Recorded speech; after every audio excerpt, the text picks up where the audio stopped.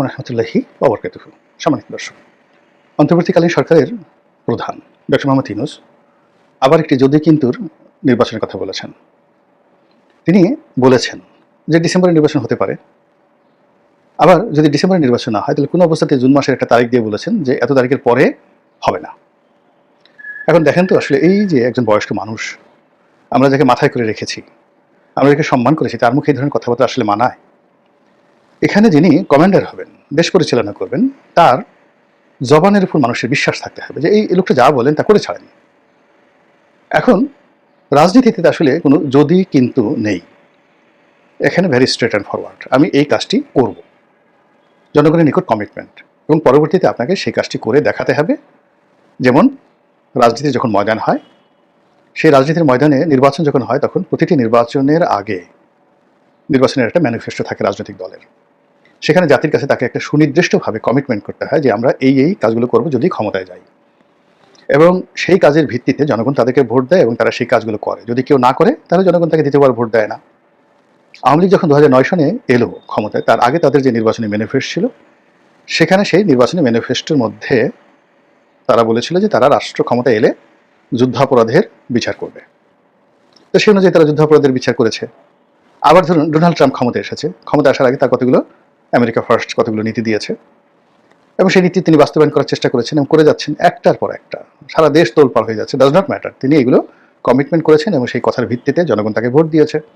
তিনি মেক্সিকো সাগরের নাম পাল্টে দিয়েছেন, এবং তিনি ব্যবসা বাণিজ্যকে প্রাধান্য দিয়ে সারা পৃথিবী চষে বেড়াচ্ছেন এবং প্রত্যেকটা দেশটিকে টাইট দিচ্ছেন তিনি, যে ব্যবসাটা ভাইস ভার্সা করার জন্য। বাংলাদেশের মধ্যে একটা ক্ষুদ্র রাষ্ট্র, তার সাথে তাদের কী ব্যবসা হয় সেটারও তিনি হিসাব দিচ্ছেন, যে একমাত্র আমেরিকা তোমার সাথে ব্যবসা করবে, গার্মেন্টস আনবে, আমেরিকা থেকেও তোমাদেরকে আমদানি করতে হবে। তো এই যে তার যে একটা কমিটমেন্ট, সেই কমিটমেন্টের কারণে কি হচ্ছে, তিনি অপ্রতিরোধ্য গতিতে এগিয়ে যাচ্ছেন, এবং তাকে যেভাবে পাগলুল বলা হতো, খ্যাপাটে বলা হতো। এই যে মধ্যপ্রাচ্য তার যে সফর, সেই সফরে তিনি সৌদি আরবের সঙ্গে, কাতারের সঙ্গে, সংযুক্ত আরব আমিরাতের সঙ্গে যে চুক্তি করলেন, এটা মার্কিন যুক্তরাষ্ট্রে মানে জীবনে কখনো এই ধরনের চুক্তি হয়নি। আমেরিকার প্রত্যেকটা লোক রীতিমতো অবাক হয়ে গেছে তারই যাকে বলা হয় দক্ষতা দেখে। এটা কথার কথা না, তিনি এসেছেন মানে সেই জুলিয়াস সিজারের সেই বিখ্যাত কথা, ভিনি ভিডি ভিসি, তিনি আসলেন, দেখলেন এবং জয় করলেন। মধ্যপ্রাচ্যের মধ্যে ভারত এবং পাকিস্তানের মধ্যে যুদ্ধ শুরু হয়ে গেল। তো সেই যুদ্ধ শুরু হওয়ার ঠিক সঙ্গে সঙ্গে তিনি সেই যুদ্ধ বন্ধ করে দিলেন। ইউক্রেন এবং রাশিয়ার যে যুদ্ধ, এটা এতটা মানে যাকে বলা হয় মনস্তাত্ত্বিক যুদ্ধ, এটা যারা আপনারা দেখবেন যে ক্রিমিয়ার যুদ্ধ এইটা নিয়ে গুগলে সার্চ দিয়ে দেখেন। ইউক্রেনের এই অঞ্চলে এখন যে যুদ্ধ চলছে, গত 1000 বছরে শতবার কিন্তু এই ক্রিমিয়ার যুদ্ধ হয়েছে, এবং কোনো কোনো যুদ্ধ সেই 10 বছর 20 বছর পর্যন্ত চলেছে। এর সঙ্গে এই ক্রিমিয়ার যুদ্ধের সঙ্গে কখনো কখনো চায়না জড়িয়ে গেছে, কখনো ইউরোপ জড়িয়েছে, কখনো অটোম্যান মানে মুসলমানরা জড়িয়েছে, কখনো রাশিয়া জড়িয়েছে, এবং কখনো কখনো নেপোলিয়ান ফ্রান্স জড়িয়ে গেছে। তো ক্রিমিয়ার যে যুদ্ধ, এটা কিন্তু সহজ একটা বিষয় নয়। তো সেই কঠিন একটা বিষয়ে ডোনাল্ড ট্রাম্প তিনি বললেন যে আমি যদি ক্ষমতা আসি এটা আমি বন্ধ করে ফেলবো, এবং তিনি ক্ষমতা আসার সঙ্গে সঙ্গে বিভিন্নভাবে চেষ্টা করলেন। প্রথমত তিনি চেষ্টা করলেন যে যুদ্ধে একটা যাকে বলা সমতা আনার জন্য এক পক্ষকে তো দমন করতে হবে, দুর্বল করতে হবে। তো তিনি ইউক্রেনকে বেছে নিলেন রাশিয়ার পরিবর্তে। তিনি তাকে ডেকে নিলেন, ধমকালেন, কথাবার্তা বললেন, পরে দেখলেন যে এটা তার জন্য হিতে বিপরীত হয়ে গেছে। অর্থাৎ ইউরোপের সমস্ত মিত্র যারা দেশ রয়েছে সবাই ইউক্রেনের পক্ষে এবং ডোনাল্ড ট্রাম্পের বিপক্ষে চলে গেছে। ফলে তিনি সিদ্ধান্ত পরিবর্তন করে সঙ্গে সঙ্গে ইউক্রেনের সঙ্গে আবার নতুন চুক্তি করতে বাধ্য হলেন, এবং জেলেনস্কিকে আবার ডেকে নিলেন। যে মার্কো রুবিও তার সাথে ঝগড়া করেছেন ভাইস প্রেসিডেন্ট, 2-3 দিন আগে গিয়ে দেখেন যে সে এখন কীভাবে বন্ধুর মতো হাসাহাসি করছেন। এটা হলো সাকসেস অফ ডিপ্লোম্যাসি। এটা ডোনাল্ড ট্রাম্প করতে পেরেছেন, এবং পরবর্তীতে দেখা গেল যে এই যে তুরস্কে যে বৈঠক হচ্ছে আমেরিকান যারা ঊর্ধ্বতন কর্তৃপক্ষ এবং জেলেনস্কির সঙ্গে, এবং রাশিয়ার ভ্লাদিমির পুতিন ছাড়া রাশিয়ার সবচেয়ে বড় বড় কর্মকর্তারা বসে কিন্তু বৈঠক করছে। কিন্তু এখানে জেলেনস্কি যেটা আশা করেছিলেন যে এখানে মিস্টার পুতিন আসবেন এবং তার সঙ্গে সরাসরি আলোচনা করবেন, মিস্টার পুতিন সেখানে আসেননি।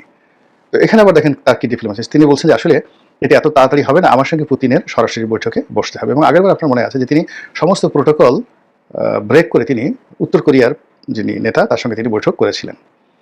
তো সেই যে রাজনীতি, সেই রাজনীতির মধ্যে কোনো যদি নাই কিন্তু নেই।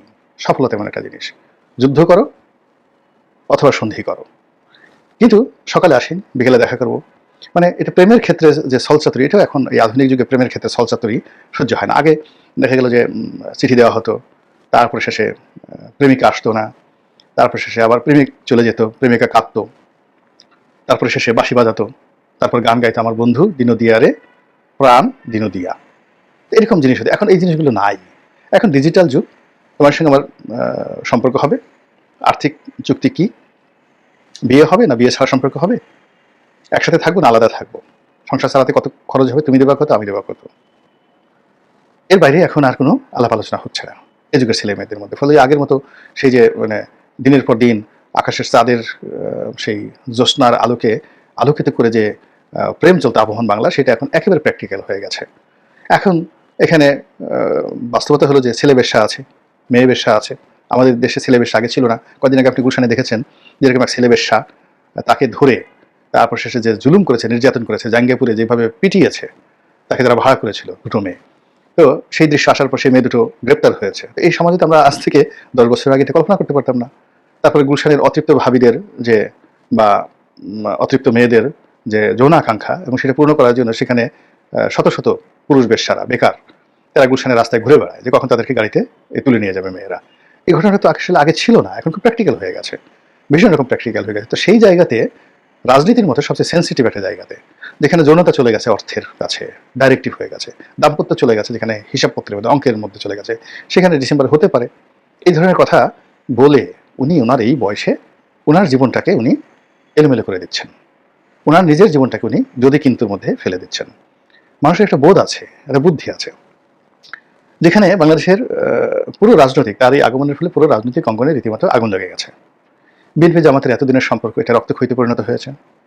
আমাদের সন্তান সম যে বিপ্লবের যারা নায়ক ছিলেন, গণ অভ্যুত্থানে যারা নায়ক ছিলেন, তারা এখন দুর্নীতিতে জড়িয়ে পড়েছেন অনেকে, মাদকে জড়িয়ে পড়েছেন অনেকে, তারপর রাজনীতি করে মন্ত্রী এমপি হওয়ার তারা স্বপ্ন দেখছেন, রাষ্ট্র পরিচালনা তারা স্বপ্ন দেখছেন, এবং যার সঙ্গে বাস্তবের কোনো মিল নেই। এবং আমাদের এই সমাজের অনেক লোক, বড় বড় মানুষ এখন তাদের পিছু পিছু ঘুরছে। এই যে সমাজের যে ধারাপতন, এই ধারাপতন কিন্তু ভারতেও নাই, এই ধারাপতন ইভেন পাকিস্তানেও নাই। আপনি দেখুন সেখানে পাকিস্তানে ঘুরে ফিরে মানে কারা রাজনীতি করছে, ইমরান খান, শাহবাজ শরীফ, নওয়াজ শরীফ, তারপর শেষে বিলাউল ভুট্টো। আপনি দেখেন তো একজন বিলাউল ভুট্টোর সঙ্গে পাশে বসান্ত আমাদের বাংলাদেশে একজন রাজনীতিবিদকে জাস্ট একটা পোর্ট্রেট তৈরি করেন যে বিলাউল ভুট্টো বসে আছে, তার পাশে ডক্টর মোহাম্মদ ইউনূস বসে আছেন, বা আমাদের পররাষ্ট্র সচিব বসে আছেন। শাহবাজ শরীফের পাশে বসান্ত আমাদের বাংলাদেশে একজন, বা ইমরান খানের সঙ্গে আপনি বসান্ত যে কোনো একটা লোক মিলে কিনা? ভারতে যারা রাজনীতি করছেন, আপনি জয়শঙ্করের কথা চিন্তা করেন, অমিত শাহের কথা চিন্তা করেন, মোদির কথা চিন্তা করেন, কোথায় তারা আর কোথায় আমরা? ওখানে যারা রাজনীতি করছেন, একজন রাহুল গান্ধীর সঙ্গে আপনি তারেক রহমান সাহেবকে বসান, আপনি জয়কে বসান, দেখেন তো আপনার মানায় কিনা টোটাল জিনিসগুলো। ইটস ইস এ রিয়েলিটি, এটা বাস্তবতা। কিংবা ধরুন একেবারে মমতা ব্যানার্জির কথা চিন্তা করেন, তো পশ্চিমবঙ্গের মমতা ব্যানার্জি, বিহারের নীতিশ কুমার, লালু প্রসাদ, এদের সঙ্গে আমাদের বাংলাদেশের যারা রাজনীতি করেন তাদেরকে একটু মিলান তো। দিল্লি জামে মসজিদের যিনি খতিব রয়েছেন, সেই যে বুখারি, তো সেই বুখারি সাহেবের সঙ্গে আমাদের খতিব সাহেবের একটু পাশাপাশি বসান তো, বেতন কারণ খতিব সাহেব বসান, তো আমরা ভারতের সঙ্গে পারবো কি করে? আমরা তো পারছি না, কোনো অবস্থাতে পারছি না। আবার বাংলাদেশে আসেন, বাংলাদেশে এসে আপনি চিন্তা করেন যে ডক্টর মোহাম্মদ ইউনূসের সিফাহ সালার কারা? ডক্টর মোহাম্মদ ইউনূসের সিফাহ সালার ধরেন এনসিপির যে সকল নেতৃবৃন্দ, আমি নাম বললাম না, তাদেরকে বসান। অন্যদিকে বিএনপির টপ আপনি মির্জা ফখরুল সাহেব, তারপর শেষে মির্জা আব্বাস, কয়েশ্বর বাবু, আব্দুল মোইন খান, তারপরে শেষে আমির খুশি মাহমুদ চৌধুরী, সালাউদ্দিন আহমেদ, এদের সবাইকে একদিকে বসেন, আর ডক্টর মোহাম্মদ ইউনূস সরকারে যাদেরকে রেখেছেন তারা উপদেষ্টারা, অথবা তিনি যাদের প্রতি নির্ভর করছেন তাদেরকে একসাথে বসান। দেখেন তো ছবিটা মিলে নাকি? সব জিনিসগুলো এলোমেলো হয়ে গেছে। আবার তিনি যাদেরকে খুব যাকে বলা হয় তার যে এফডিআর হিসেবে তিনি যাদেরকে পুঁজি হিসেবে মনে করেন, সেটাও জামায়াত ইসলামী। এখন জামায়াত ইসলামীর যারা নেতৃবৃন্দ রয়েছেন এই মুহূর্তে, ডক্টর শফিককে বাদ দেন, উনি ছাড়া অন্য যারা আছেন, এখন বাইরে আছেন কারা? হামিদুর রহমান আজাদ, সেলিম উদ্দিন, তারপরে শেষে ডক্টর মাসুদ, উনি আছেন, তো তারপর শিবিরে যিনি এখন সভাপতি আছেন, তাদেরকে মেলান। মিলিয়ে আওয়ামী লীগের 20-25 জন আপনি প্রথম সারির যারা নেতা রয়েছেন আপনি তাদেরকে পাশাপাশি বসান। তুফাইল সাহেব, আমর সাহেবের কথা বাদ দেন, অন্য যারা আছে তাদেরকে পাশাপাশি বসান, দেখেন তো মিলে কিনা প্রতিদ্বন্দ্বিতা। তাহলে এই সব কিছু অসম হয়ে যাচ্ছে, দেশের ভিতরে অসম, দেশের বাইরে অসম। এই জায়গা থেকে বের হয়ে আসার জন্য যেটি দরকার সেটা হলো সততা, রিয়েলিটি মেনে নেওয়া, বাস্তবতা মেনে নেওয়া এবং পরিবেশ এবং পরিস্থিতির সঙ্গে কমপ্লাই করা। আগেই বললাম যে যেভাবে ডোনাল্ড ট্রাম্প একটা কাজ করলেন, কাজ করার সঙ্গে সঙ্গে তিনি বুঝতে পারলেন যে আমি এটা পারবো না, এটা সম্ভব হবে না। তিনি সঙ্গে সঙ্গে সেটা পরিবর্তন করে ফেললেন। তিনি দেখলেন যে মধ্যপ্রাচ্যে যে পরিবেশ এবং পরিস্থিতি সৃষ্টি হয়েছে সেখানে সিরিয়াকে তার স্বীকৃতি দিতে হবে ইমিডিয়েটলি। কিন্তু ইসরায়েল কোনো অবস্থাতেই সিরিয়াকে এই মুহূর্তে স্বীকৃতি দিতে রাজি না।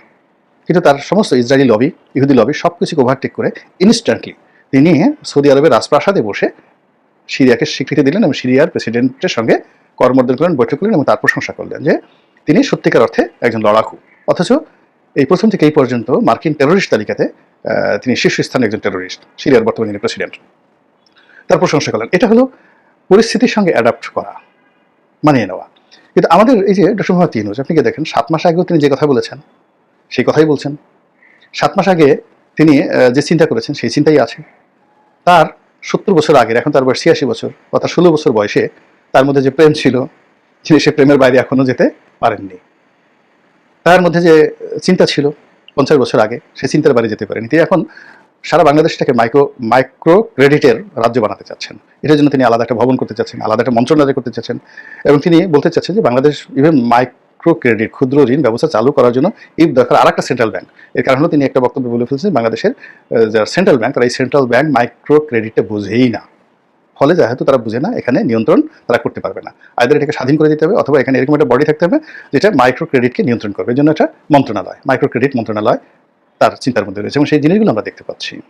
তিনি তার চোখে দূরবীন লাগিয়ে রেখেছেন। সেই দূরবীনে বাংলাদেশে বসে তিনি সারাক্ষণ টেক্সাস দেখছেন, সারাক্ষণ তিনি হলিউড দেখছেন, ইংল্যান্ড দেখছেন, প্যারিস দেখছেন, সিঙ্গাপুর দেখছেন।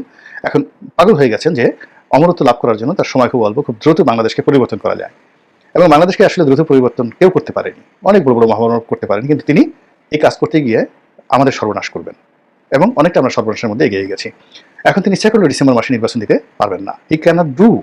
তিনি বলেছেন ডিসেম্বর হতে পারে, এটা কারোটা আগিয়ে বিএনপির কয়েক নেতা বলেছেন কেন ডিসেম্বরে দরকার, কেন আগস্ট সেপ্টেম্বর মাসে হতে পারে, অসুবিধাটা কি, আগায় নিয়ে আসেন। আমরা তো একদিন অপেক্ষা করতে রাজি না।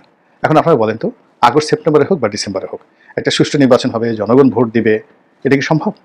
সরকারের একেবারে ঘনিষ্ঠ জামাতের যারা লোকজন আছে তারা বলছেন যে না, আইন শৃঙ্খলা এখন এই পর্যায়ে নেই, পুলিশের অবস্থা এই পর্যায়ে নেই, ভোট দেওয়া, কাউন্ট করা এগুলো সম্ভবই না। অথচ এই জিনিসগুলো যদি উনি এই এত বিশাল একটা ক্যানভাস তৈরি না করে ক্ষমতা আসার সঙ্গে সঙ্গে বলতেন যে আগামী 3 মাসের মধ্যে আমি নির্বাচন দেবো, আমি আগামী 3 মাসের মধ্যে নির্বাচন দেবো, অসুবিধা কি ছিল বলেন তো? কোনো অসুবিধা ছিল না। কিন্তু এই যে একটা প্যাচ লাগিয়ে ফেলেছেন, এবং অবাক করার ব্যাপার হলো তিনি এ যাবৎকালে যে প্যাচগুলো লাগিয়েছেন একটা প্যাচ থেকে বের হওয়ার চেষ্টা করেননি। স্বাস্থ্য মন্ত্রণালয় তিনি নূরজাহান বেগমকে দিয়েছেন, গ্রামীণ ব্যাংক চালিয়ে এসেছেন তার সহকর্মী, ভালো কথা। এখন সেই নূরজাহান বেগমকে দিয়ে তার স্বাস্থ্য মন্ত্রণালয় চালাতে হবে, খলিলুর রহমানকে দিয়েই তার নিরাপত্তা বিভাগ চালাতে হবে। এরকম যখন একটা গ্রামীণ ব্যাংক তিনি যেভাবে চালিয়েছেন, গ্রামীণ ফোন যেভাবে চালিয়েছেন, গ্রামীণ ওই যে ভবন যেটা ছোট্ট, এটাতে একটা ক্ষুদ্র পরিসর, একটা এলাকাতে উনি যদি 5 বছর কোনো তার যে এলাকা আছে সেই এলাকাতে তিনি যদি এমপি হতেন, সংসদ সদস্য হতেন, এই 5 বছর এমপিগিরি চালাতে হলে ঠিক পদ্ধতি চালাতে হতো এবং তার যদি পলিসি জানা না থাকে তাহলে সমস্ত গ্রামীণ ব্যাংক, গ্রামীণ ফোন বিক্রি করেও তিনি তার নির্বাচনী এলাকার 5 বছরের চাহিদা তিনি মেটাতে পারতেন না। তাকে আসার সময় জনগণ কাপড় চোপড় খুলে রেখে দিত।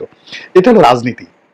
এখানে মানুষের যে চাহিদা 1000 ভাগের 1 ভাগও আপনি পূর্ণ করতে পারবেন না, বাকিটা আপনাকে ডিপ্লোম্যাসি দিয়ে, ভালো ব্যবহার দিয়ে, কৌশল দিয়ে সেটা মোকাবেলা করতে হবে।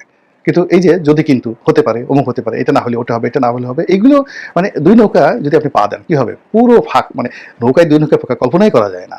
আর বুড়ো মানুষ আর যদি বুড়ো মানুষ 2 নৌকায় পা দেয়, সিরিয়াস, বুড়ো মানুষের হাড্ডি শক্ত হয়ে যায়, মাংসপেশি খুব দুর্বল হয়ে যায়, আপনারা জানেন তো।